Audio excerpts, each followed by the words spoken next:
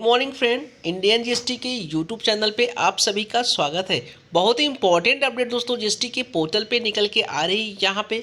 जैसे ही दोस्तों आप जीएसटी पोर्टल लॉगिन करोगे आपको कुछ इस तरह से इंटरफेस दिखाई देगा, जहाँ पे आपसे पूछा जा रहा है कोर बिजनेस सिलेक्शन। आपको अपना कोर बिजनेस यहाँ पे सेलेक्ट करना है। आप कौन से कोर बिजनेस में फॉल करते हो यह कंपलसरी कर दिया गया है उन सारे टैक्स पेयर्स के लिए जो रजिस्टर्ड हैं जीएसटी के पोर्टल पे। जैसे ही जीएसटी पोर्टल लॉगिन करोगे आपको इस तरह से इंटरफेस दिख जाएगा, और जब तक आप दोस्तों इसे सेलेक्ट करके सबमिट नहीं करते हो देन आप आगे यहाँ पे बढ़ नहीं सकते, आगे आपको और विंडो नहीं दिखाया जाएगा।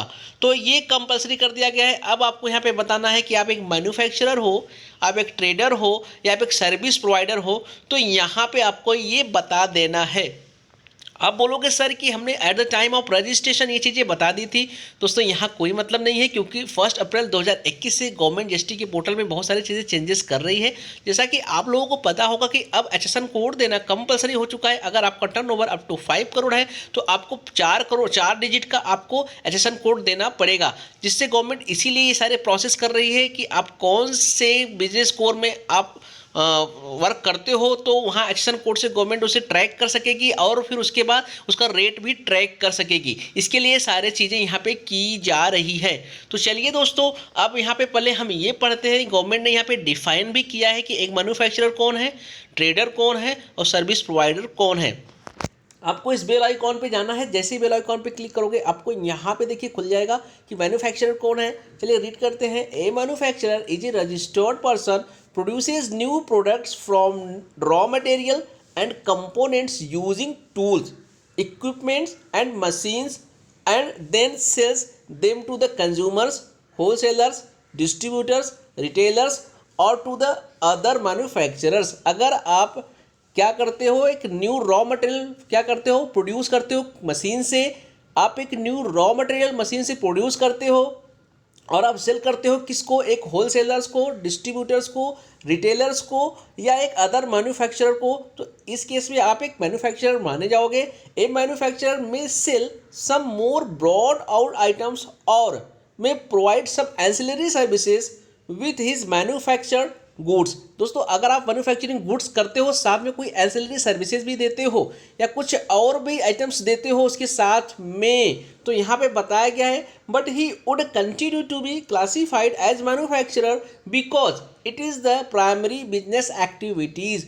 आपका प्राइमरी बिजनेस एक्टिविटीज़ क्या है, मैन्युफैक्चरिंग है, और साथ में कुछ एंसिलरी सर्विसेज भी देते हो, तो इस केस में आप मैन्युफैक्चरर ही माने जाओगे। आपको अपना मैन्युफैक्चरिंग ही यहाँ पे सेलेक्ट करना पड़ेगा। ओके सर सेकेंड पढ़ते हैं। ट्रेडर के बारे में क्या बताया इन्होंने। ए trader is a registered person who engages in the buying and selling of goods. जो ट्रेडर मतलब जो फिनिश गुड्स परचेज करता है, सेल करता है। Traders have been further classified as wholesaler और डिस्ट्रीब्यूटर, रिटेलर। एक ट्रेडर कैसे हो सकते हैं, दो टाइप में ट्रेडर हो सकते हैं, या तो होलसेलर रिटेलर होंगे, या तो होलसेलर या डिस्ट्रीब्यूटर होंगे, या तो रिटेलर होंगे। मतलब एक रिटेलर कौन हो गया, जो फिनिश गुड्स परचेज करता है, सेल करता है, या तो होलसेल में करेगा, या तो रिटेल में करेगा, या तो डिस्ट्रीब्यूटर बन के करेगा। Okay sir. दोस्तों यहाँ पे एक चीज़ और लिखी है, retailer includes a registered person selling goods through e commerce operators. अगर आप ई कॉमर्स प्लेटफॉर्म के थ्रू अपना गुड्स परचेज और सेल करते हो तो यहाँ पे बताया गया है यह रिटेलर में इंक्लूड कर दिया गया है। मतलब आपको रिटेलर ही यहाँ पे सेलेक्ट करना पड़ेगा।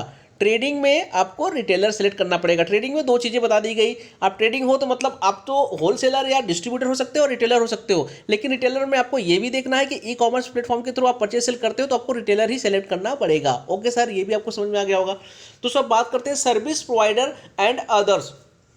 A service provider is a registered person who provides service to a recipient of service and is neither a manufacturer nor a trader। यहाँ पे बताया गया कि सर्विस प्रोवाइडर कौन है, जो ना तो ट्रेडर है ना मैन्युफैक्चरर है। आप एक सर्विस प्रोवाइडर हो, किसी रिसिपिएंट को सर्विस देते हो, लेकिन आप ट्रेडर और मैन्युफैक्चरर नहीं हो, तो आप एक सर्विस प्रोवाइडर हो। ओके सर, समझ में आ गया। यहाँ एग्जाम्पल भी दे दिया है, banking services, IT services, works contract services, agents, intermediaries और GTA वगैरह।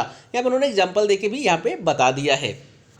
ओके लेकिन इसके नीचे नोट्स भी जो दिया है दोस्तों, ये भी पढ़ना बहुत ज़्यादा इंपॉर्टेंट है। यहाँ पे you can select only one core business activities. आपको एक ही सेलेक्ट करना है इसमें से। ओके सेकेंड नंबर बताया गया in case all activities are applicable to you kindly select your core business activities. दोस्तों ये समझना बहुत ज़्यादा जरूरी है। यहाँ पे बताया गया कि अगर ऑल जो केसेस दिए हुए हैं सब केसेस में आप फॉल करते हो, मतलब आप एक मैन्युफैक्चरर हो, साथ में आप थोड़ी बहुत सर्विस भी देते हो, थोड़ी बहुत ट्रेडिंग भी करते हो, अगर ऐसा आपका बिजनेस नेचर है तो इस केस में आपको आइडेंटिफाई करना पड़ेगा कि आपका कोर बिजनेस कौन सा है। आपको ये आइडेंटिफाई करना है कि आपका कोर बिजनेस कौन सा है। अगर आप मैन्युफैक्चरिंग कर रहे हो, साथ में थोड़ी बहुत ट्रेडिंग, थोड़ी बहुत सर्विस कर रहे हो, तो इस केस में दोस्तों आपको आइडेंटिफाई कर रहा है कि हमारा कोर बिजनेस मैन्युफैक्चरिंग है, तो आपको यहाँ पे मैन्युफैक्चरिंग ही सेलेक्ट करना पड़ेगा। Okay.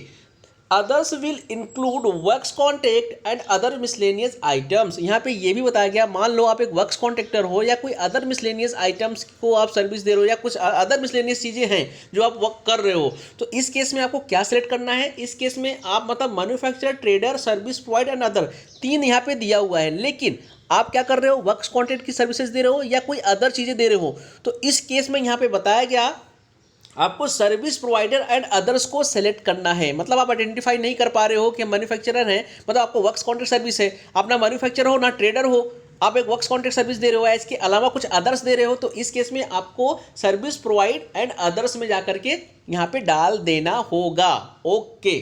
It in order to understand the definition of manufacturer, trader, service provider, you can click on information button। ठीक है, आपको वहाँ पे क्लिक कर देना है। आगे बोला गया further if you want to change in future you can do it by navigate my profile। Okay, यहाँ पे बोला गया कि अगर आप फ्यूचर में से चेंज करना चाहते हो तो आप चेंज भी कर सकते हो। Okay sir. दोस्तों हमारे केस में क्या है, हम एक वर्क्स कॉन्ट्रैक्टर हैं, तो यहाँ पे मैंने service provider and other select कर लिया और सबमिट कर दिया। अब दोस्तों यहाँ पे रिमाइंड में लेटर कर दो। अब आपको अगर चेंज करना है तो आपको सीधे सीधे अपने दोस्तों यहाँ पे आना है प्रोफाइल में। दोस्तों आप यहाँ प्रोफाइल में आ सकते हो। प्रोफाइल में आने के बाद दोस्तों आपको यहाँ पे दिख जाएगा, आपको जाना है नीचे, आपको जाना है nature of core business activities में जाना है। अब यहाँ पे नीचे आप देख सकते हो ये क्विक लिंक्स करोगे दोस्तों यहाँ पे तो आपको चेंज कर सकते हो। जैसे क्विक लिंक्स करोगे दोस्तों यहाँ पे देख सकते हो कोर बिजनेस एक्टिविटीज स्टेटस, आप यहाँ पे जा करके यहाँ पे आप चेंज भी कर सकते हो। दोस्तों देखिए ओपन हो गया है, यहाँ पे चेंज कर सकते हो, लेकिन आपको यहाँ पे रीज़न लिखना पड़ेगा, reason for change of core business. आप क्यों चेंज करना चाहते हो आपको यहाँ पे रीज़न देना पड़ेगा। Okay sir. दोस्तों एक चीज़ हम आपको और बता दें, यहाँ पे अब आपको एक चीज़ और दिखाते हैं। पहले जब मैंने रजिस्ट्रेशन के टाइम पे यहाँ पे क्या सेलेक्ट किया था, रजिस्ट्रेशन के टाइम पे दोस्तों यहाँ पे मैंने वर्क्स कॉन्ट्रैक्ट सेलेक्ट किया था, ये भी मैं आपको दिखा देता हूँ। यहाँ पे नेचर ऑफ बिजनेस एक्टिविटीज़ पे क्लिक करें, देखिए दोस्तों यहाँ पे सप्लायर ऑफ सर्विसेज, मतलब हमने सप्लायर ऑफ सर्विसेज यहाँ पे डाल रखा था। तो अब यहाँ पे नेचर ऑफ कोर बिजनेस में मैंने बता दिया कि हमें वर्क्स कॉन्ट्रैक्टर हैं, तो सर्विस ऑफ कॉन्ट्रैक्ट में एंड अदर्स में यहाँ पे हमने बता दिया है। चलिए दोस्तों, आई होप आपको ये वीडियो अच्छी लगी होगी। अगर अच्छी लगी तो लाइक कर देना, चैनल पे नए हो सब्सक्राइब करना बिल्कुल भूलिएगा, बेल आइकॉन को भी दोस्तों प्रेस करके रखिएगा। मिलते हैं दोस्तों फिर एक नए वीडियो के साथ, तब तक के लिए जय हिंद, जय भारत।